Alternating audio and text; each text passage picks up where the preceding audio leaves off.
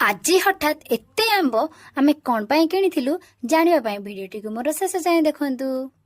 सकाळर ठंडा ठंडा पाग को एंजॉय करी प्रथमे ब्रश कर देथिली आ ब्रश सारिबा परे सीधा जाइथिली गाधेइबाकू।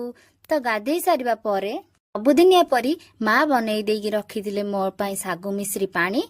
तो सागु मिश्री पानी की प्रथमे पेट ठंडा पाई ग्लास टे पी देथिली आ पी सारिबा परे घरे थिबा गोटे फार्म हाउस को जाइथिलु कारण आमर सेठु आनिबार थिला बहुत सारा आंब।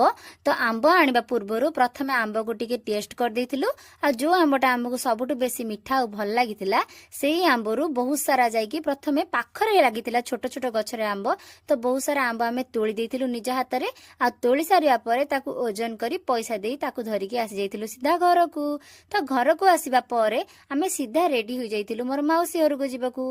तो पिल्लाटे हेतिली मु जाइथिली मो मौसी घर को आ तापरे मु टोटल जाई नथिली। तो आज बहुत एक्साइटेड थिली बाटरे जिबा पूर्वरु किछिटा सौदा पत्र किन देथिलु आ किनि सारी सीधा चली जाइथिलु मौसी घर को।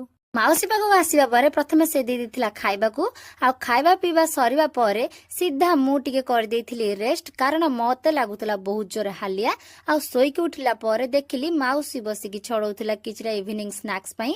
तो स्नैक्स करिकी दे देथिला आ स्नैक्स भी खाई देथिली। खाई सारिबा परे एठी बसिकी से मो मुंडा टिके कुंडई देउथिला कारण बहुत दिन पर आस्थिली मु ता पाखकू आ से मते देखिकी बहुत खुशी थिला।